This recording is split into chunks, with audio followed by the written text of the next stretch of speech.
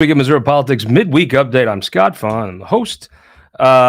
Big week, fun show last week. Carla May, who's talked. I can sit and talk to Carla May forever, and I'll be honest with you though. Sometimes they'll give me critiques on the show, and I have many flaws as a broadcaster, as you're all very well aware of. Maybe not as many as you as a human being, but it's a close race, right? Um, I found that Kel and I have one problem with interviews. What's that? When you interview politicians, maybe anybody, but probably politicians more. It usually there's no great, wonderful statement in the third minute of an answer, right? Right. And no one wants to hear minute three, and it's usually there's no profound part of an answer to a question that the third minute brings out. And I cannot interrupt black women. I just don't. I can't. I don't. Whatever it is in me, my raising. Well, I don't know. But it's some. You're doing a politician a favor to kind of interrupt them and bring an answer to a close, right? Because whatever they were going to say, good, they hit it in the first, and maybe they would do a rehash. Once you get into the extra minute of an answer, but I don't have the capacity, and also I think Carla May's interesting to talk to. Like she's like the Carla May you see on television is actually the person you would see at dinner. That's just who she is, and it's, as you notice, very similar to the person you hear on the floor. There is not a lot of phoniness to Cinder May. I had a great talk. So it was interesting, that let's jump in here. We'll talk about the U.S. Senate race. Got to thank first of all, my buddy Jim Murphy, South County's own, the most quotable man in the whole Republican Party. This is the second of the two steins he gave me. This is about the birth of the nation. Jim means a lot to me because it came from you. Thank you. But you had Lucas Kunce jump in, right? And so Lucas Kunce, look, here's the thing. There's jokes that people can make about the shorts he wears and he's got a collection of like Ninja Turtle cards or something. I don't know. Did you see that? It sounds kind of cool. Kelton would think that sounds kind of cool. I now understand. It's not cool. There's nothing cool about that. I have a collection of football helmets all over the state, Kel, and I'll see your Ninja Turtle trading cards and raise you Kennett Indians. But so there's something like, but here's the thing about Kunce. Yes, Kunce is, part of a group in Washington. Frankly, Kunce has a resume. If of the Democrats that can compete in this state, I think Lucas Kunce's resume is very strong. A lot of comparisons to Kander because they're both veterans, but I think Lucas Kunce is a strong candidate. Always have. Can raise money, but probably a stronger general. And I talked to this with Cinder May, a better general election candidate than a primary candidate for sure. I mean, you've got a coalition of folks who have worked diligently to talk about how African Americans, gay people have been subjected to a harder life than folks that look and act and talk and are interested in the same types of people that I am sexually, I guess. I'm trying to think of all the ways you say that without offending anybody anymore. I sound like a politician in the third minute of my answer. But there's folks who have had a harder time and they want to remedy those things. And it's been preached in that party to where they practice it. And Kel, that's interesting. No more is it more practiced by like your Maplewood, Tower Grove Democrats, right? Those communities have usually one or two things they could point to. They have a large population of certain disenfranchised residents, but over the end of the day, man, those folks are the most into this, and they're becoming in a state like Missouri where that party has shrank so small. The fringe activists are a big enough part to really make things happen. If you have a large party, sometimes that gets diluted a little bit, but in Missouri that party is pretty small. So Leslie Bell jumps in. So you have a straight white Christian male against a black Christian male, straight. By the world of Democrat politics, Wesley Bell has an advantage. Just the facts. So then I heard more and more steam to the thought that Carla May herself may jump into this race. And if she does, all the same rules would apply, except Carla May will raise some money because she's a sitting senator, an effective one. And then she kind of, if you're running for U.S. Senate, and who do you back now? You've got, and I know there's more to this than this, but you give me the demographics of the candidates that'll have any kind of professional campaign. You knew Trudy Bush would defeat Lucas Kunce. You just did. And for the same reason, Carla May probably is the favorite. Just now, this is a admittedly straight, white, heterosexual, not even male, but hillbilly male, analyzing racial politics in the most Democrat parts of the state in the Central West End. So take it for what it's worth. But I mean, if you just look at it now, here's the thing: you can't be a candidate that doesn't raise money. You can't be a candidate that's not serious. It's not competitive. It doesn't have some larger office they've held. You can't just be anybody. This isn't universal. But if you run a qualified campaign and you know, uh, I'm sorry, I that show me how that trend is not. There's outliers to every trend, but how that trend isn't consistent. Of those candidates, Lucas Coons would be a very good general election candidate. Of the people you don't want to debate, I don't debate Carla May. I mean, Carla May. Josh Hawley would probably wiggle out of doing one. Josh Hawley is very, very, very intelligent, and instead of tackling people in college, I think he was like debating them. Carla May's tougher to debate though, because Carla May will come over here a little bit of this, then she'll come over here a little bit of that, then she'll throw Bible scripture at you, then she'll talk what I would consider slang of a place that if I tried to talk like that, it would sound horribly racist. And you don't quite know because Carla May's got a fastball, she's got a breaking pitch, a little slider. I don't realize, as you know, I don't watch debates. I just don't. But I would watch a Josh Hawley Carla May debate because I think Carla May would bring heat, and I think she would go Trump about the rules and be like, "I'm not. Well, your little rules, oh cute." And you look, Kelton, listen to this. You tell me if I have a hard time interrupting Carla May when I interview her. Imagine your liberal, left-wing, white reporter. Is he going to enforce the rules on Carla May? No, he's not. She knows it. And Holly will know it too, so he probably won't. I mean, I have no doubt if you read the transcript of a Josh Hawley Carla May debate, the transcript would look like Josh Hawley probably won. I would, but the two of them on stage, I mean, I'm telling you, Carla has a fastball, and you know what that's going to be. Well, Carla busts off all the Bible verse breaking pitches. Then she might just challenge you to be that you're a wuss. Throw that old off speed at you. Carla be tough, boy. A lot of moving parts to Carla, right? That's it. So like, why they do this, right? Somebody asked me, well, why would Carla May do this? Well, running for office is fun. Number two, you meet tons of people. And look, Josh Hawley does things intentionally to get your liberal media types to hate him. That's kind of his goal because, frankly, he's smart. The more they hate him, the more the folks like him. So it's a smart thing he does. But there's enough folks that do hate him that she'll get. Whoever wins that nomination is going to get a lot of money. You're going to get in front of a bunch of donors. It's why I think Crystal Quaid is making the smartest political move of the cycle. Crystal Quaid running for governor. She didn't have to do that, right? Like Dean Plocker. Pretty much you're either going to run now or you probably are done. Not even that. Dean's the kind of guy that could come back with some money in the bank, but it's just hard to. Your life starts to move on. You know what I mean? Politics is such a weird time for these people's lives. You go back home and all of a sudden you're moving on and your phone isn't ringing and it is a world that you're really, really all in or you start to get all out pretty quickly. And I've watched lobbyists get a bad reputation for this about not keeping in contact with legislators. Well, I've watched legislators not keep in contact with other people too, because it's such an all-encompassing world. People are so busy and always, high stress, and then that stops. And it's not that people are being jerks. It's just that, their life moves on to a more family-centered life, and these other folks' lives have still got a foot in this. And it's I get that. I get the cross. By the way, Karen, thank you so much. My Senator Bond 86 pin. This is from Missourians for Republican in Congress. P.O. Box 53, Boonville, Missouri. Good old Boonville. Congrats to Mark Harvey, new superintendent out there. Karen, thank you so much. This will go on my UFCW scarf wall of things, and Kit Bond would see. Kelton, I can tell this is not from the Kit Bond campaign. I can tell. How can you tell? Well, let me find that.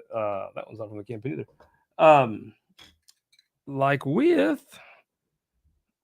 Like with anything else, you'll see if it was from Kit's campaign, it would have the bug on it in the 80s. Oh, that's a good point. Kit might have had his bug even. What was his last campaign? 90. His last campaign would have been 04, I guess, because he left in 10 when Ward Blunt came in. So this would have been his first reelection to the Senate, I guess. Is that right? No, that's not right. This has been, yeah. Gosh, Wow, brain freeze. Because he would have left office. Yep. So anyhow, Cinder Bond, cool thing. Um, let's do a couple questions here real quick. While we got some time. Juneteenth. Did I do Juneteenth? No, I don't. I mean, I get Juneteenth. Fine thing. You want to have another holiday? I think there's too many state holidays, honestly, and bank holidays. I just think you should. People want flex time. You know what I mean? I don't. I think there's too many state and federal holidays. Um, Nobody's having to work all those days anyway. Maybe bank tellers, right? Yeah, I have a little sympathy for that, but I didn't. Honestly, being white, it does not have the same meaning to me. I'm not going to sit here and lie to you. I think it's a fine thing to have. I have no Juneteenth beefs, but I did not do a lot to celebrate that day. Is it happened? It was on a Monday. Okay, yeah, I didn't do a lot to be honest with you. Um, but good for everybody that did. I'm a fan of you want to do Juneteenth. Cool, makes sense to me. I get it. Oh, the Post-Dispatch. Kevin McDermott's taking over the editorial page. Man, explain the Post-Dispatch to me, guys. I don't get it. Um, I'll just tell you my thoughts. I know Kevin McDermott a little bit, as in I've been around him a couple times. Smart guy for sure.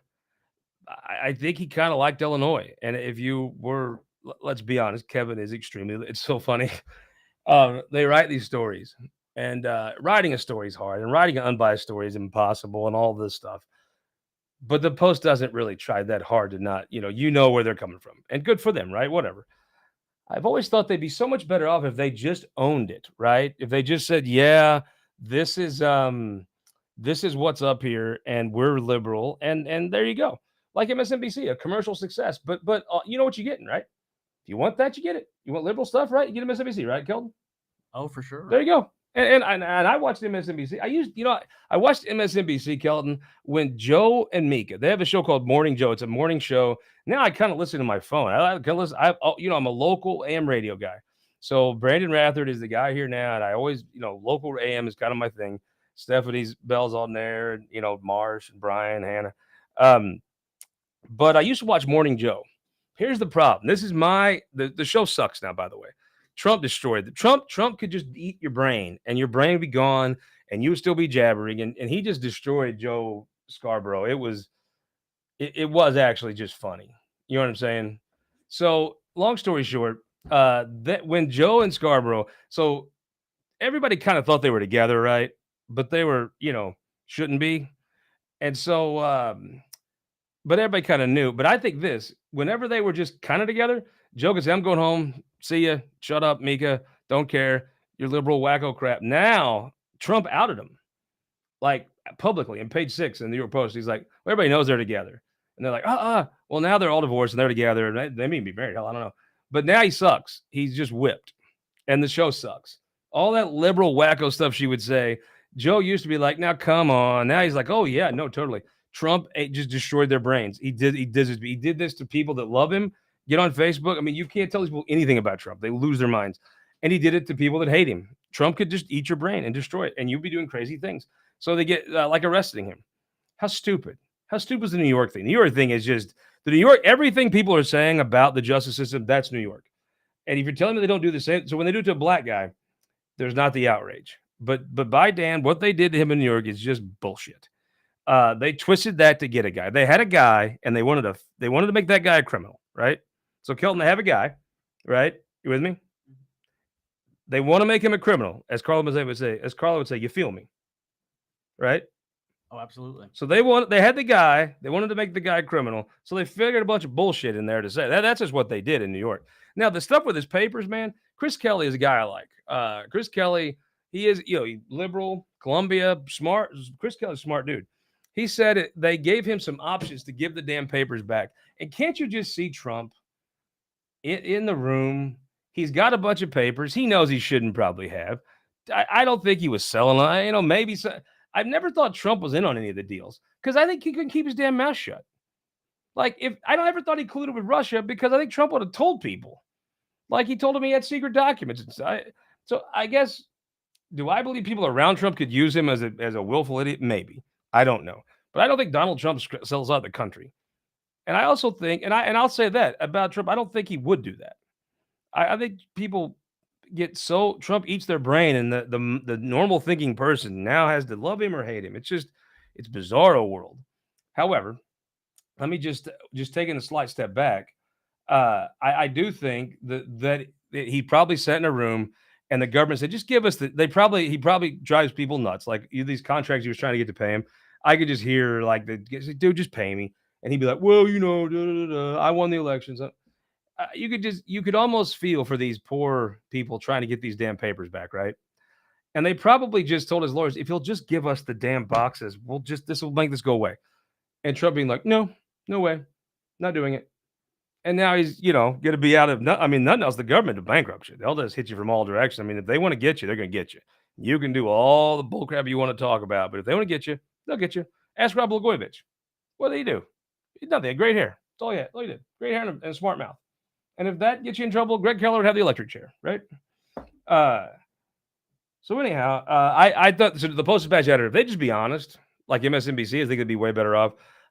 It's so funny. They'll write these stories. It'll be like, oh, Jesus. It won't even help their cause. It'll be so biased. And they'll be like, we don't have any opinions. No, we don't have any opinions. And then it's crazy, Kelton. Every damn time one of the journalists becomes an opinion writer, who would have thought? They're left-wingers. Is that not amazing to you? It's so crazy in my brain to think that we all thought they might be left-wingers, and it turns out they all are. Who would have thought? It's almost like you could predict it from the bias in their stories. Kevin McDermott was a fine journalist, and I don't read all of his columns, to be honest with you, but I bet he's a good writer. He's going to make a very liberal point of view. That's what he's going to do. I always thought he kind of liked Illinois better than here, but he's gonna give you. It is what it is. If they would just admit that for the whole paper, I think it'd be a more. Newspapers used to have the newspaper line when they made money and had influence. And then somehow they let the academics take over, that somehow they were going to convince us that they were these unbiased people. Well, of course not. No one buys that shit. I think that a lot of journalists do the best they can. Writing an unbiased story is an extremely hard thing. I can write you a column, I can write you a story, but it's the professionals can take the bias out to a large extent. I'm not even sure they try to do that anymore. But whatever. Going forward is going to be. I think the paper will be the same. I think what you're going to see is all of these. You're going to see laws change, and the newspaper is going to be a website connected to a TV station. Is probably what you're going to see. They're going to move the law and let the TV stations buy these newspapers, and they'll be the news gathering outlet for the station, and that'll be what they do. Howard, but it's like the Tiger King tried to kill Carol Baskin, but did he? Did he really? I mean, I so many times like that guy in Virginia, that guy didn't. He should have gotten shamed for what he did. Blagojevich should have been shamed for being an idiot and talking too much. But I just don't. When you criminalize politics, it's bad. I respected the folks around Trump because I don't think Trump would have done this. I think the folks around Trump said, don't indict Hillary Clinton. You could indict her. I believe you could indict anything you want, but you could indict her, and maybe they'd convict her. I don't know. But it was the right thing to do not to do it. And I thought it was very good of Trump not to do it. I assume they did try to not. They are also boring. That's a good point. I probably tried to not do it, and he just was what he was. And then you brought in when they brought in the new prosecutors, like, okay, they're going to get him with something. They're going to, so he probably should have gave the damn documents back. I mean, what does he need them for, really? Who cares? I mean, whatever is alleged to Trump, he's going to deny it anyway. So it doesn't really need documentation to back that up. Question, will Trump hold the party? Yes, he has a great hold on the party. Donald Trump has a terrific hold on that party here in Missouri. There'll be some erosion, I do believe. I mean, if just look at the facts. If the government said, give us the damn boxes and we'll go away, it seems like the right move in that situation for a serious person, a good leader, is to give him the damn boxes back, right?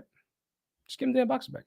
Now, I don't know. He probably didn't trust him. I don't trust him either. So, hell, it's not cut and dry, but it's kind of cut and dried, right? Just give him the damn boxes back. No problem. So, David Freese not going to the Hall of Fame.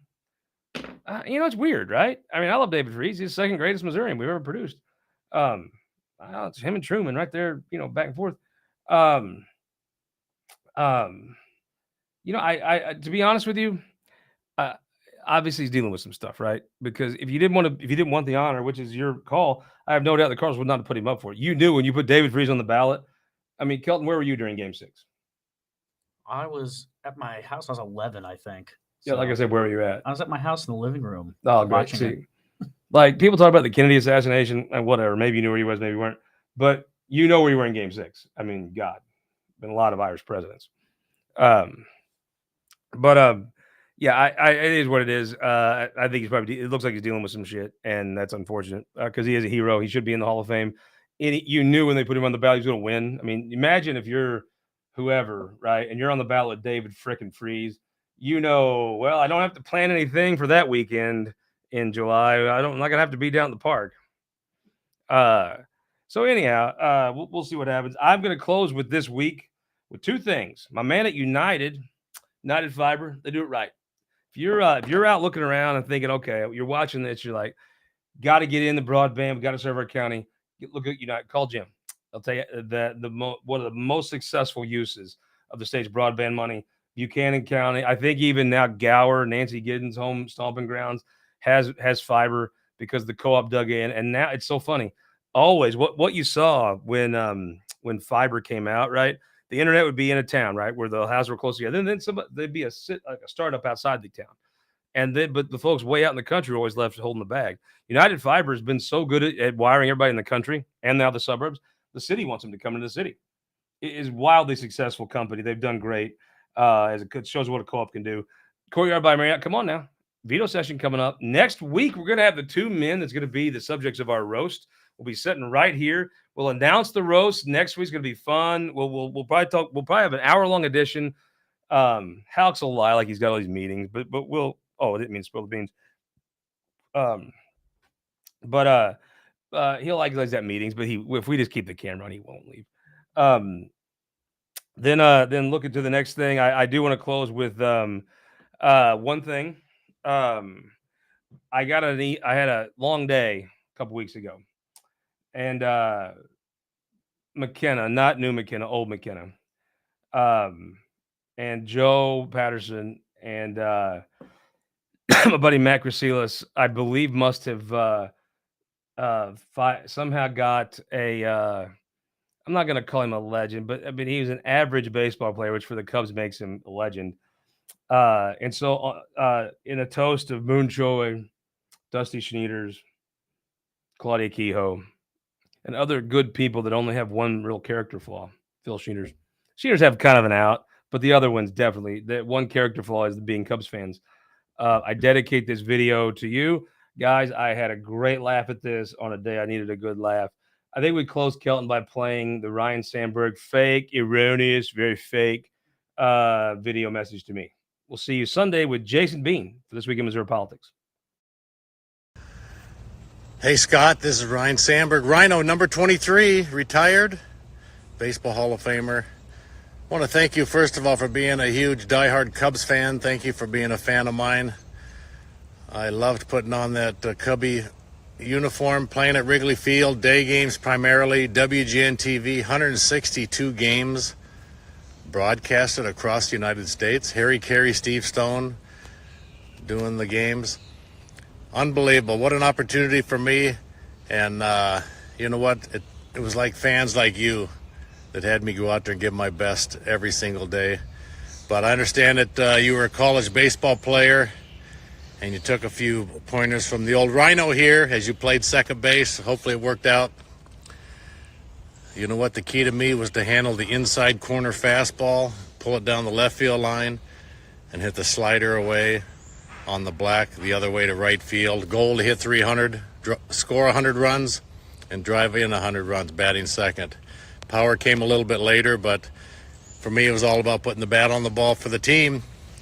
Anyway, you know what? Congrats. I understand that you won a big legal battle against the government to remove parking meters in your town. You know what? Tip of the cap to you. Sounds like it's a good idea to me. Good for your town. And those are the types of battles that need to be brought attention to the government, no doubt about it. So tip of the cap to you, right there for you. Scott, you're one of the best. And this toast is for you. Good job, well done.